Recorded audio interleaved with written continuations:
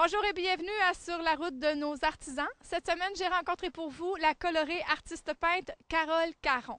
Je vous invite à me suivre. Madame Carole Caron, bonjour. Bonjour. On est ici chez vous, dans votre atelier. Vous êtes un artiste peintre, on peut dire presque international. Hein? Vous avez des toiles un petit peu partout. On va en parler davantage tout à l'heure. Mais j'aimerais ça que vous me dites d'abord, comment ça vous est venu le goût de faire de la peinture, de peindre? J'ai pensé à ça, surtout quand mes enfants ont quitté la maison. Tu sais, à 18 ans, là, je me suis retrouvée seule avec mon mari, puis lui, il travaillait à Alcoa. Alors, j'avais des grandes soirées, le 4 à minuit, là, des fois, il était long, hein? Fait que je me suis dit, bon, ben, regarde, je vais faire quelque chose, je vais essayer de me trouver un passe-temps, un hobby, vraiment, là, pour m'amuser, puis il fallait pas que ce soit une contrainte non plus. Fait que ce soit quelque chose de facile, parce que quand tu travailles 35 heures semaine, ça te tente pas de te mettre une surcharge de travail là, en surplus de tout ça. Là, ça fait que... Donc, vous aviez besoin d'un passe, quelque chose. Ouais. Puis, qu'est-ce qui vous a attiré vers la peinture? Vous deviez savoir que vous aviez un peu de talent ou vraiment c'est un addon comme ça? Ben, c'est un addon, puis pas, parce que quand j'allais à l'école, je veux dire quand même, en art, ça allait quand même bien. Puis, à un moment donné, ma mère suivait des cours de peinture. Puis elle était en train de faire un tableau, puis elle avait de la misère. Ça fait que j'arrive à la maison chez elle, tu sais, je me dis, passe-moi ton pinceau, je vais t'aider. Tu sais, j'avais jamais touché à ça de ma vie. Puis en fin de compte, j'ai commencé ça, puis j'ai dit, tabarouette, ça donne bien de l'air le fun. C'est là, j'ai dit, ouais, moi, je me prends un cours de peinture. C'est comme ça que ça a parti. Puis là, ça fait 18 ans que vous faites de la peinture. Mais quand on commence, là, avant de se trouver un style, est-ce qu'on essaie plusieurs choses ou encore, dès le départ, vous saviez ce que vous vouliez peindre? Oh non, non, je ne savais pas du tout. J'ai essayé de peindre à peu près sur tout ce qui se pouvait. Des petites lampes à l'huile, des petits coffrets, des plaques de céramique, de la toile, des cartons entoilés, de la vitre. J'ai tout essayé possible et impossible. Puis à un moment donné, j'ai rencontré une amie qui faisait de la peinture. Elle dit, en tout cas, toi, là, je sais pas comment tu fais. Elle dit, il faut que tu touches à tout, mais fallait que je touche, fallait que j'essaye. Il fallait vraiment que vous essayiez un gros inventaire pour savoir et voilà. Vers où, qu'est-ce que vous préférez. C'est ça. Ça n'a pas tout été des réussites, là. Je te dis qu'au début, il y a des choses que des fois, là, ça m'a fait tuer pas mal, mais c'est pas grave. Après ça, je me suis vraiment...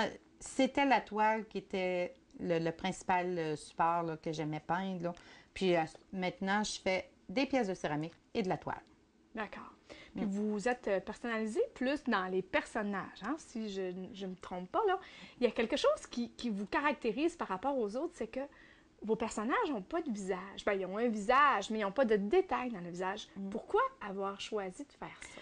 Bien, c'est que les personnages sont tellement petits, là, que même si je faisais des traits, là, je veux dire, tu sais, ça te donnerait comme un genre de poupée ou quelque chose. Ce ne serait pas réel, ni... Là, juste avec l'ombre et la lumière, les gens peuvent imaginer qui ils veulent, puis c'est à eux de mettre des visages sur mes petits personnages, fait que c'est comme ça. La seule chose que j'ai intégrée un petit peu cette année, je leur mets une petite bouche.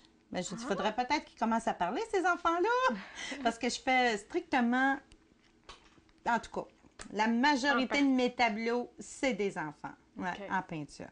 J'allais vous demander qu'est-ce qui vous inspirait, donc. Les enfants vous inspirent beaucoup. Et oui. Vos toiles sont très, très colorées, sont très vivantes.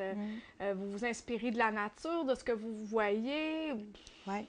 Tout est prétexte à un tableau pour moi. Je veux dire, même dans l'imaginaire, tu sais, comme le tableau avec les petites avocates, avec les grosses fleurs là, qui est en arrière de nous, là. Je veux dire, ça, c'est vraiment imaginaire. La pluie, c'est des petites pépites d'or, mais c'est vraiment là quelque chose qui me vient là, comme ça. Je m'assois, puis je commence à faire avec un crayon, à dessiner un petit peu sur ma toile, sur mon fond, puis après ça, je pars. Puis je sais quand je commence, mais je ne sais pas comment ça va finir. OK. Est-ce que ça vous arrive de travailler sur 2, 3 projets en même temps? Jamais. Jamais? Non, un projet à la fois, puis je ne le lâche pas tant qu'il n'est pas fini. Tant que la signature n'est pas faite, puis que le point final, la finalité. Exactement. OK. Est-ce que ça vous arrive que quelqu'un vous demande Carole, j'aimerais ça que tu m'illustres telle affaire, quelque chose, un produit spécial pour une personne. Est-ce que ça vous arrive un tableau, tu veux dire? Oui, un tableau. Oui, mais je veux dire quelqu'un qui a vraiment une idée en tête, bon, ses enfants sur le bord de la plage, quelque chose. Il va falloir que son idée soit très générale. Parce que les commandes trop spécifiques, là, j'en prends plus. OK.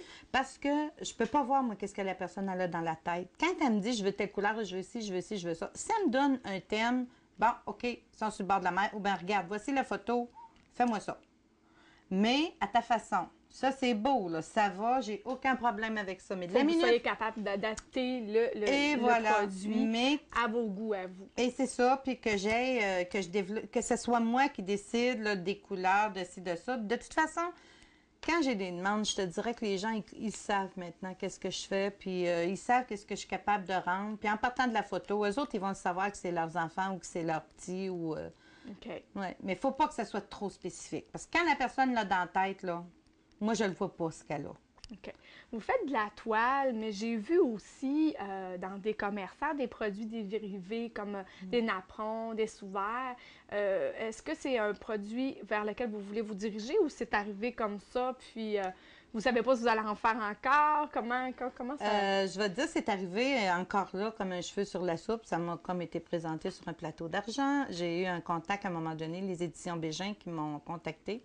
Puis on m'a demandé si j'étais intéressée à faire affaire avec eux autres, parce qu'eux autres, c'était des fabricants de produits dérivés.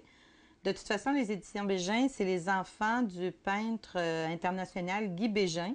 OK. Fait qu'ils ont commencé avec leur père, après ça, ils ont développé le produit. Fait que là, ils m'ont proposé de m'acheter des droits d'auteur, des images. Alors, avec ça, ils ont fait des petites reproductions, des petits cadres. Il y a des 5 par 7, je pense, des 7 par 9. Puis les napperons. Ça, c'est leur produit à eux. Mais ça, moi, les 6 images qu'ils ont, j'ai plus affaire à ça. Ça leur appartient. Ils ont pris les tableaux, ils ont pris les images, c'est ça. Moi, Okay. Tout ce que j'ai à faire maintenant avec eux, c'est quand ils impriment, j'ai des redevances sur les impressions qu'ils font. OK. On parlait aussi un petit peu dans mon introduction, je disais que vous étiez presque un artiste international, mais est-ce que vous pouvez nous dire où est-ce que vous exposez, où les gens peuvent voir vos œuvres? Bon, je suis présentement dans quelques galeries. Je suis à Saint-Sauveur, à la galerie Le Castellet. Je suis à Montebello, à la galerie L'Art d'aimer. Je suis à Baie-Saint-Paul, chez Michel Boisvert. Oui. Et là, il faut que j'y pense pour ne pas en oublier. Hein? Et je suis à Paris, à la galerie Artémis. OK.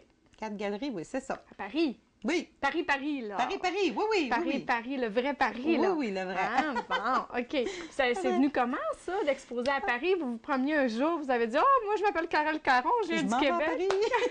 Je viens du Québec, je voudrais exposer dans votre galerie. » Non. Encore là, c'est vraiment... J'ai eu un courriel d'une dame, Dominique Raymond, de la galerie Artémis à Paris, qui m'offrait de participer à une exposition d'artistes québécois à Paris, sur la rue Saint-Anastase et galerie Artémis. Puis là, je croyais que c'était peut-être plus ou moins sérieux. Ça fait que j'ai pris, encore là, j'ai pris mes informations parce qu'il y avait des peintres du Québec qui étaient là, que je connais très bien. Alors, ce que j'ai fait, j'ai communiqué avec eux, j'ai pris des références. On m'a dit que c'était, écoute, vas-y, Carole, il n'y a pas de problème. Fait que j'ai dit, bon, ben, envoie donc. Fais le saut. Est-ce que vous êtes allé voir vos toiles à Paris? Non. Non? Non, mais j'espère que... Je suis déjà allée à Paris, mais pas allée pour ma peinture. Je suis allée en vacances. Mais je suis ouverte à toutes les possibilités. Là. Regarde, Un projet pour la retraite? Ah, pas de trouble. Si je suis invitée, là, ça sera pas long que... On va faire les valises. Ça donne